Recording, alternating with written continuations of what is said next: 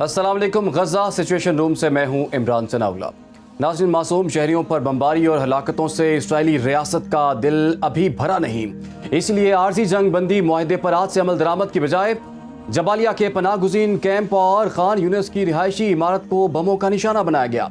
गोलाबारी से मजीद 62 अफराद शहीद हो गए। 48 रोज़ा जारहियत में इसराइल अब तक 15,000 से ज़ायद फलस्तीनियों के लहू से अपने हाथ रंग चुका है, जबकि 3,000 के करीब मलबे तले दबे हुए हैं और 33,000 जख्मी हो चुके हैं। इसलिए पोप फ्रांसिस को इसराइल की गजा में कार्रवाइयों पर कहना पड़ गया कि ये जंग नहीं, दहशतगर्दी है। नस्ल कुशी का अजाब सहने वाले गजा को यूनिसेफ ने बच्चों के लिए दुनिया का खतरनाक तरीन मकाम करार दे दिया है, जहां 10 लाख से ज्यादा बच्चे खुराक के बहरान का शिकार हैं। 6,000 सेहूनी बर्बरियत की भीड़ चढ़ चुके हैं। तकरीबन 8,000 जख्मी और 1,200 से ज्यादा लापता हैं। आज की डेवलपमेंट्स पर बात करने के लिए हमें ज्वाइन कर लिया है दिफाई तज्ज़ियाकार ब्रिगेडियर रिटायर वक़ार खान साहब ने। उन्हें खुशामदीद कहेंगे इस प्रोग्राम में। इसके साथ साथ माहिर बैनुल-अक़वामी उमूर डॉक्टर शाजिया अनवर चीमा साहिबा भी हमें ज्वाइन कर चुके हैं, आपको भी खुशामदीद कहेंगे। सबसे पहले ब्रिगेडियर साहब, इससे पहले कि हम वो जो सीज़ फायर में एक रोज़ की जो ताख़ीर हो गई है उसकी वजूहात आपसे पूछें, सर सबसे पहले आज के मैप पे बात कर लेते हैं। आज के मैप में क्या डेवलपमेंट्स हैं, क्या मूवमेंट देख रहे हैं आप? जी थैंक यू वेरी मच। कल हमने बात की थी कि जो नेटो और यूएस और ब्रिटिश नेवीज़ हैं वो बहुत ज़्यादा कंसंट्रेट कर रही हैं तीनों स्टेट्स में और सीज़ में, जिसमें मेडिटेरेनियन है, फिर रेड सी है और फिर जो है पर्शियन गल्फ है, जिसमें अमेरिकन एयरक्राफ्ट कैरियर ग्रुप ने ऑलरेडी क्रॉस किया स्टेट ऑफ हॉर्मज़ को, और ये 3-4 साल बाद फर्स्ट टाइम हुआ है। अभी आज आई थिंक ज़्यादा सिग्निफिकेंट चीज़ जो डिस्कस करने वाली है वो रशिया फैक्टर है, बिकॉज अभी कुछ खबरें आ रही हैं कि रशिया डायरेक्टली या इनडायरेक्टली अभी सपोर्ट में आएगा। एक खबर तो ये है कि जो वागनर ग्रुप है रशिया का, जो जिससे आई थिंक बहुत कामयाबियां हासिल की रशिया यूक्रेन वॉर में, उसके एडवाइज़र्स और टेक्निकल पर्सन भेजे जा रहे हैं हिजबुल्लाह की सपोर्ट के लिए। वहाँ पनसीर मिसाइल सिस्टम जो है वो भी शायद शिफ्ट किया जाए। अभी इसमें 2-3 तरह की न्यूज़ हैं कि शायद कुछ जो चीज़ें हैं वो ईरान में प्लेस हों, बिकॉज जब एयरक्राफ्ट कैरियर ने मूव किया है अक्रॉस द स्टेट ऑफ हॉर्मज़ तो ईरान को एक डायरेक्ट थ्रेट हुई है, और ईरान से भी कुछ बैलिस्टिक मिसाइल ट्रांसफ़र हो रहे हैं रशिया को to support Russia Ukraine war. तो इस लिहाज से अभी देखा जाए तो रशिया, ईरान और हिजबुल्लाह एक प्रोमिनेंट फैक्टर बनते जा रहे हैं, अदर देन हमास और जो अंसारुल्लाह है यमन में। जी लेटेस्ट ये है कि साउथ से आज बहुत बड़ा हमला किया है अंसारुल्लाह ने इसराइल की इलाद पोर्ट पे, और काफ़ी मिसाइल फायर किए जो नक्शे में आपको नज़र आ रहे हैं। मेनली रेड सी को ही उन्होंने बेसिकली उसका रूट इख्तियार किया है। जी। उसके अलावा जो उन्होंने शिप पकड़ा था उसको आई थिंक कल लेके गए हैं जर्नलिस्ट को, ऊपर यमन के झंडे लगाए हुए थे, तो उसमें उन्होंने प्रूव भी किया, बिकॉज अंदर जब गए शिप में तो बहुत सारी इंफॉर्मेशन आई है कि इजरायली शिप ही है, डिस्पाइट दी आप कह लें कि डिनाइल जो किया है नेतन्याहू ने। तो रशिया की आई थिंक जो सिग्निफिकेंस है अभी बढ़ती जा रही है, स्पेशली जब से ये बड़ी नेवीज आई हैं इस इलाके में, तो वो भी चाहेंगे कि उनके जो लेट्स से एलाइज हैं, जिसमें सीरिया है, ईरान है और किसी हद तक हिजबुल्लाह। जी। वागनर ग्रुप का एक और भी है कि ये पहले भी ऑपरेट करता रहा अफ्रीका में, और इसके कुछ यूनिट्स जो हैं सूडान में हैं, यमन में भी ये ट्रेनिंग करवाते रहे हैं, और शायद वहाँ पे इनके कुछ एडवाइजर्स हों। और अब अगर ये हिजबुल्लाह की सपोर्ट में आते हैं तो I think now it will be Russia directly और indirectly getting into the war, because अभी चांसेस हैं कि वॉर जो है वो पूरे रीजन में ना फैल जाए। तो आई थिंक जिस तरह एक शतरंज की मूवमेंट होती है, तो प्रेसिडेंट पुतिन का आई थिंक ये जो स्टेप है बड़ा सिग्निफिकेंट है। एक और चीज़ मैं ऐड कर दूं जो रशिया को एडवांटेज हुआ है इस वॉर का, वो है रशिया यूक्रेन वॉर में यूक्रेन ऑलरेडी जो है लूज कर चुका है तकरीबन 5 लाख सोल्जर्स, जिसमें ज़्यादातर किल्ड हैं। सो बहुत बड़ी तादाद में इनके सोल्जर्स ऑफिसर मारे गए अभी तक 2 साल में।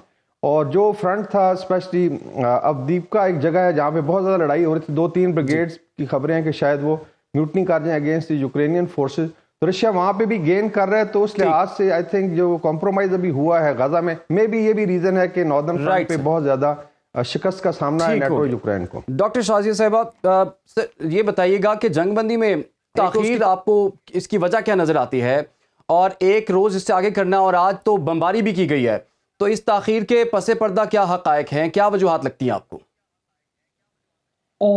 इसके बारे में जो मीडिया पे खबरें हैं, एक तो ये कि जो जिन कैदियों के तबादले की बात हो रही है, जो होस्टेज 150 जो हैं वो इसराइली देंगे, और जो प्रिजनर हमास के पास हैं 50 वो देंगे। तो 150 इसराइल ने देने हैं और 50 जो हैं वो हमास ने वापस करने हैं।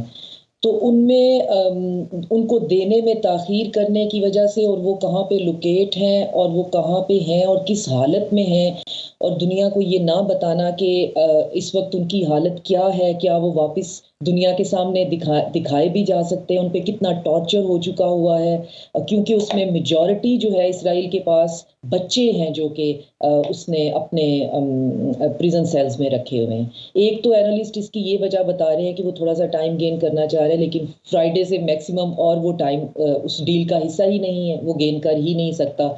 दूसरा, वो लास्ट अपने एक जो है वो स्टेप के तौर पे बम्बार्डमेंट जो है वो जितनी मैक्सिमम कर सकता है वो आज हो रही है, और वो और 12 बजे तक जो है उसका इसको रोकने का कोई इरादा नहीं है। तो जो ट्रूस है वो जुमे के दिन से दोनों पार्टीज जो हैं वो उसको इम्प्लीमेंट करेंगी, और उसकी इम्प्लीमेंटेशन में बहरहाल जो है इस बात का हमने लास्ट प्रोग्राम में, आपके ही प्रोग्राम में जिक्र किया था कि नेतन्याहू जो है उसको होम ग्राउंड पे बहुत ज़्यादा नफ़रत का, बहुत ज़्यादा क्रिटिसिज्म का सामना है। उसकी अपनी कैबिनेट बहुत शदीद डिवाइड हो गई है, उसकी अपनी पब्लिक ओपिनियन बहुत डिवाइड हो गई है। जी। तो और हम तो अपने एनालिसिस की बेस पे बात कर रहे थे, जो कि जितनी हमारी अपनी रिसर्च होती है, तो उसकी वैलिडेशन जो है वो former Israeli prime minister Ehud Barak जो हैं उन्होंने एक इंटरव्यू दिया है, जिसमें उन्होंने वो तमाम बातें तस्लीम की हैं जो कि हम यहाँ बैठ के कर रहे थे कि हमारे पास कोई वॉर स्ट्रेटजी नहीं थी, हमारे से कैजुअलिटीज़ इतनी हुई कि जिसने हमारी पब्लिक ओपिनियन को तबाह बर्बाद कर दिया। अब हम बिल्कुल आइसोलेट हो गए हुए हैं। जेनोसाइड वॉच ने हमें रेड उसमें इंडिकेट कर दिया है, और अब हम प्रॉपर एक जेनोसाइड का हिस्सा बने हुए हैं, और हमें समझ नहीं आ रहा हम उसको जस्टिफाई कैसे करें। तो इसमें ये जो अंदरूनी मामलात हैं उन्होंने भी इस ट्रूस में बहुत बड़ा किरदार अदा किया है, क्योंकि नेतन्याहू के पास इसके अलावा और कोई रास्ता ही नहीं है। ये आपने बिल्कुल ठीक बात की है कि जो नेतन्याहू बड़े दबाव में नजर आ रहे हैं। और ब्रिगेडियर साहब, ये जो इस्राएली वजीर ने भी, एक वजीर का भी ये बयान सामने आया कि जो आरजी बंदी के बाद अगर दोबारा जंग शुरू ना हुई तो वो अपने ओहदे से मुस्ताफी हो जाएंगे, काबीना से इस्तीफा दे देंगे। तो इससे हम ये चीज समझें कि उनका मिशन अब कुछ और है। 4 दिन की आरजी जंग बंदी के बाद दोबारा से जंग ही होगी, दोबारा से कत्लो गारत गरी होगी। जी, जो ज़ायनिस्ट लॉबी है जिसमें डोमिनेट करती है लिकुड पार्टी को, जिसको नेतन्याहू हेड करता है, उसमें इसी तरह के लोग, इनकी फिर कोलिशन जो है एक्सट्रीम राइट विंग के साथ है। जो जो जो जो इन्होंने गवर्नमेंट फॉर्म, ये बड़ी माइनॉरिटी गवर्नमेंट थी, उसके साथ कोलिशन में बिल्कुल हार्ड लाइनर ज़ायनिस्ट हैं। तो साफ ज़ाहिर है उसके आई थिंक प्राइम मिनिस्टर के ऊपर प्रेशर डालने के लिए अभी ये बातें हो रही हैं, बिकॉज जो अरब वर्ल्ड से कुछ आवाज़ें आई हैं कि जी अगर ये ट्रूस आगे एक्सटेंड करता है तो ज़्यादा बेहतर होगा कि 4 डेज से देन वी एक्सपैंड इट और मे बी हम परमानेंट जंग बंदी की तरफ जाएं। तो वो चीज़ हजम नहीं हो रही। तो डोमेस्टिकली नेतन्याहू को, जिस तरह मैंने लास्ट टाइम जिक्र किया, 2 तरह के आई थिंक चैलेंजेस हैं। एक तो है फ्रॉम लिबरल्स जो नॉन ज़ायनिस्ट हैं, जो I would say 70% of Israel जो है वो इस तरह दे आर नॉट ज़ायनिस्ट। तो वो डेफिनेटली फिर सिविल सोसाइटी है एंड दे कैन सी कि जो इन्होंने हशर किया है और जिस तरीके से इजराइल का परसेप्शन डैमेज हुआ है, आप सोचें कि कहाँ इब्राहिम अकॉर्ड और कहाँ अभी जो है इनके हाथ खून से रंगे हुए हैं। और दूसरा प्रेशर उस पर आ रहा है, अपनी ही जो राइट विंग या एक्सट्रीमिस्ट ज़ायनिस्ट हैं वो कह रहे हैं कि आपने इनफ नहीं किया। दैट्स वाई ये जो आई थिंक फॉरेन मिनिस्टर का स्टेटमेंट आया कि जी मैं इस्तीफा दे दूंगा। और अगर ये इस लेवल पे 1-2 इस्तीफे आते हैं तो उसके बाद फिर प्राइम मिनिस्टर को भी जवाब नहीं रह जाता। द ओनली थिंग इज कि वॉर टाइम में कोशिश की जाती है कि जो भी सिटिंग प्राइम मिनिस्टर हो या मिलिट्री कमांडर उनको चेंज ना किया जाए, क्योंकि उसके बाद और ज़्यादा क्योस का ख़तरा है। इसी तरह वेस्ट में आई थिंक इतना ज़्यादा प्रेशर, जिस तरह भी UN सेक्रेटरी जनरल ने भी बात की कि जो बच्चों के साथ किया आपने, औरतों के साथ किया, तो इट्स बेसिकली टेररिज्म है और this is not accepted all across. और जो 76% पे फ़लस्तीनियों के हक़ में लेट्स से राय आमा थी वेस्ट में या अफ्रीका में या आप कह लें साउथ एशिया में या अरब वर्ल्ड में, अभी लोग कह रहे हैं कि नाउ इट इज़ क्रॉसिंग 85% बात जगहों पे। ये ज़रूर है कि कुछ राइट विंग लाइक हॉलैंड में, जो नीदरलैंड में भी जीट विल्डर्स आया है जो बहुत इस्लामोफोबिक किस्म का उनका पार्टी लीडर है, लाइकली कि वो शायद उसकी पार्टी जीते तो बाद में प्राइम मिनिस्टर बन जाए। लेकिन ये ज़रूर है कि ओवरऑल जो परसेप्शन है इसमें फिर आपने देखा कि जो अरब मालिक के लेट्स से फॉरेन मिनिस्टर्स थे या इनके नुमाइंदे थे वो पहले चाइना गए, फिर आई थिंक रशिया गए और वहाँ पे रशिया और चाइना का सेंट्रल रोल होता जा रहा है। People are not looking at United States और इनके अपने भी एडवाइजर्स और जो पुराने थिंक टैंक्स हैं वो भी कह रहे हैं जी कि इसका हमने बेसिकली कुछ फ़ायदा नहीं हुआ, बल्कि बहुत डैमेज हुआ है। अच्छा वेस्ट का अपना ब्रिगेडियर साहब, impression एक जो और है। प्रेशर भी जो है वो सामने आ रहा है। डॉक्टर साहिबा, मैं आपकी जानिब आऊँगा। वो ये है कि जो अरब और इस्लामी ममालिक में इसराइली मसनूआत और मगरबी मसनूआत का बायकॉट किया गया है, और ये जो कैंपेन है बड़ी सक्सेसफुल गई है। इसके क्या इम्पैक्ट देख रहे हैं, क्या असरात देख रहे हैं? क्योंकि ब्रिगेडियर साहब तो काफ़ी अरसे से कह रहे थे इकोनॉमिक बायकॉट होना चाहिए, लेकिन यहाँ पर प्रोडक्ट बायकॉट की तरफ जा रहे हैं और इसका असर भी नज़र आ रहा है। और उसका बिल्कुल आप सही कह रहे हैं, उसका बहुत असर नज़र आ रहा है। और उसमें बहुत से ऐसी फूड चेन्स हैं और ऐसी प्रोडक्ट हैं जो कि आम इस्तेमाल होती हैं और उनको बहुत बहुत ज़्यादा नुकसान हो रहा है। जहाँ तक बात है इकोनॉमिकली और डिप्लोमेटिकली चोक करने की, तो हर सॉवरन कंट्री जो है उसका अपना एक राइट होता है, उसका अपना एक फ्रेमवर्क होता है, उसने किस तरह से चीज़ों को आगे लेके चलना है। तो मेरा ख्याल है कि जिस तरह से डिप्लोमेसी भी आगे चल रही है, उसका भी हमें इफेक्ट नज़र आ रहा है। वो भी इतनी इन वेन हम नहीं कह सकते कि है, वो स्लो ज़रूर है, लेकिन उसका इम्पैक्ट जो है वो बहरहाल मौजूद है। इसराइल ने इस जंग के अंदर मल्टी लेयर्ड जो है ना वो शिकस्त हासिल की है। अब इसराइल की शिकस्त जो है वो बराह रास्त वेस्ट की शिकस्त है, वो अमेरिका की शिकस्त है, क्योंकि आप जब ओपन एलाइज किसी के साथ बन जाते हैं तो फिर आपने जो है वो जीत भी आपने शेयर करनी होती है और हार भी शेयर करनी होती है। अमेरिका का इस वक्त सबसे बड़ा मसला ये है कि वो एक तो वेपन सप्लाई करे यूक्रेन में और फिर उधर से इधर वेपन सप्लाई करे इसराइल में, और दोनों महाज पे जंग लड़े। यूक्रेन की जंग वो 90% हार चुका है। वहाँ पे इतनी उसको भी इतने मिसमैनेज तरीके से लड़ा गया है। वहाँ पे भी लड़ने वाले जो हैं वो बाकायदा ट्रेंड सिपाही नहीं थे। इसराइल में भी वही फ्रेमवर्क दोहराया गया है कि ये टैक्टिकल सोल्जर्स नहीं थे, इनको जंग लड़नी ही नहीं आती थी। तो अब आप अपना फेस बचाने के लिए क्या कह रहे हैं पब्लिकली कि असल में हमारी जो वॉर स्ट्रेटजी थी वो हमारे हाथ से निकल गई, जिसकी वजह से कैजुअलिटीज हो गई। और साथ में जो इस्लामोफोबिया की बात है, इस्लामोफोबिया की बेस ये है कि मुसलमान जो हैं उनका कहना ये है कि मुसलमान ना खुद सुकून से रहते हैं ना रहने देते हैं।